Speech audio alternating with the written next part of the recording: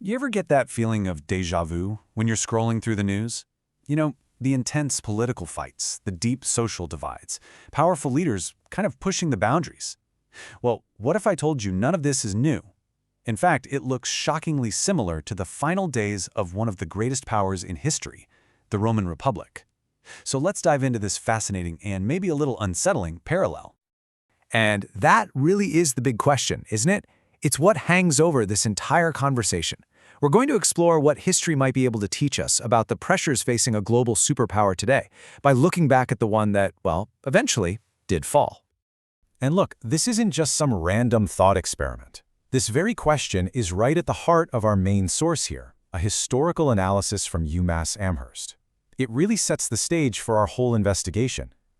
What are the deep-down similarities that put two massive republics, separated by 2,000 years, on what feels like a similar path? Okay, so our first major parallel is maybe the most striking one. This idea of immense power and influence getting concentrated in a single, charismatic leader, someone who comes in and challenges the whole established order. First, we got to get some context. The word dictator didn't always sound so sinister. In the Roman Republic, it was actually a legal position, a temporary job for emergencies. But as our source points out, guys like Sulla started to stretch those rules, becoming a king in everything but name. He was a huge warning sign that the whole system was starting to get out of balance. Now this is where it gets really interesting. The academic source draws these direct lines between Julius Caesar and Donald Trump. I mean, think about it. Both presented themselves as the outsider coming to save the nation from a corrupt system.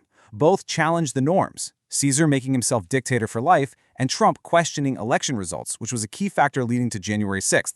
And of course, both of them absolutely mastered a kind of personal, charismatic politics that built up this fiercely loyal following. And you can actually see this kind of thinking in official policy documents, like this quote from a national security strategy. It highlights this intense singular focus on core national interests, which is a real shift away from a broader, more global sense of responsibility. You know, this ideological shift is often a hallmark of that America first, or you could say Rome first style of leadership.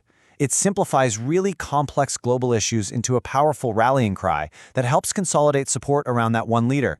So let's see how this all connects. Because these powerful leaders, they don't just appear out of nowhere.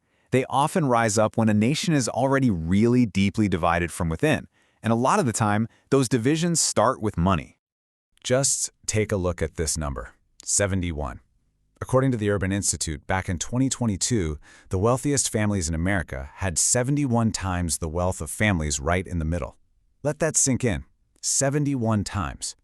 That is a staggering gap, and it represents a huge shift of wealth from the middle class to the very top over the last 60 years or so. Gaps like that, they're not just numbers on a page. They can really wear away at the feeling that we're all in this together. And this division, it has some very clear racial lines. In 2022, the average wealth for white families was more than 6 times that of Black and Hispanic families. These kinds of deep, persistent economic gaps put an enormous strain on the social fabric. They can lead to this widespread feeling of unfairness and create the perfect conditions for leaders who come along and promise to just tear the whole system down. And you know what? This is not a new problem. Not at all. Back in the late Roman Republic, economic trouble was a huge driver of instability. You had high taxes, farms failing, food prices going through the roof. It created massive hardship and resentment, and it just ate away at the state from the inside out. Sound familiar? That feeling that the system just isn't working for the average person anymore was as powerful then as it can be today. So, here's the critical question.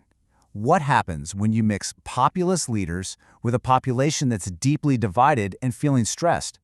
Well, all that pressure lands squarely on the political institutions. You know, the very things designed to hold everything together. And this timeline just lays it out perfectly. You can see exactly how that breakdown happened in Rome. It wasn't one single event. It was a process. It was like dominoes falling in slow motion. Sulla's dictatorship set a new precedent. Then the triumvirate showed that powerful men could just go around the Senate. Caesar's civil war proved the Senate couldn't stop them. By the time Augustus took over, the Republic was basically just a memory. Now here's a fascinating insight. Rome's true superpower wasn't just its soldiers. It was the state's institutional power to raise army after army after army. As one Reddit user put it so well, their real power was their relentlessness. But when the political institutions like the Senate started to crumble, they lost their grip on the powerful generals who were in charge of those armies. And that, right there, is the core parallel for today. Just like the Roman Senate lost its ability to control these ambitious generals, our source material points to modern worries about the growing power of the presidency compared to Congress. It creates a structural imbalance. When those checks and balances start to weaken, the whole system becomes a lot more fragile. All right, so after looking at all these parallels, the powerful leaders, the divided nation, the weakening institutions, what's the big takeaway here? What's the main lesson from this deep dive into history?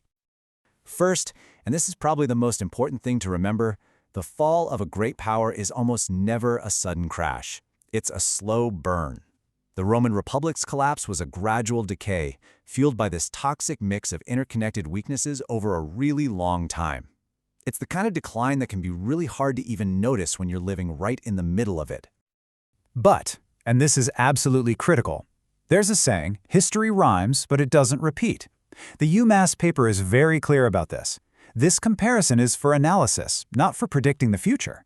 The U.S. has some key differences, like a much stronger judicial system and built-in constitutional ways to correct course that the Roman Republic just didn't have. These aren't small details. They could change the entire outcome. Which really leaves us with one final big question. These parallels, they're warnings, right? They're not prophecies.